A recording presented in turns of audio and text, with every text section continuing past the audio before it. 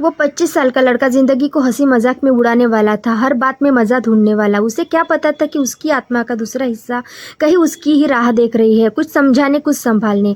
वो 30 की थी पर उम्र से ज़्यादा समझ थी उसमें, दिल में गहराई थी, एक इंतज़ार था उस नादान आत्मा का, जो अभी तक अपनी ही दुनिया में खोया हुआ था। जब वो मिले तो उसने हर बात को मज़ाक में टाल दिया। वो हँसता रहा और वो चुप रही, क्योंकि डीएफ जानती थी अभी ये समझने की अवस्था में नहीं है।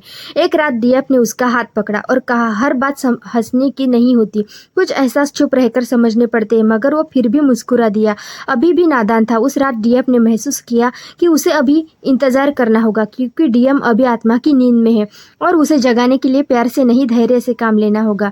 डीएफ ने खुद को और ऊंचा उठाया, अपनी ऊर्जा बढ़ाई, ताकि जब वक्त आए वो उसे आईना दिखा सके बिना उसे तोड़े।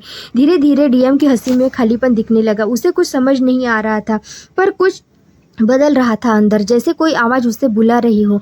रातों को अब उसे वही लड़की दिखती थी, वही आंखें, वही शब्द। अब उसकी आत्मा जाग रही थी। अब वो समझने लगा था उस हर बात को जो डीएफ ने चुप रहकर कही थी। जब आत्माएं तैयार हो जाती है तो शब्दों की ज़रूरत नहीं रहती। अब वो हंसी में भी उसकी गहराई को समझने लगा था और डीएफ मुस्कुरा रही थी, क्योंकि उसका इंतज़ार सफल हुआ था।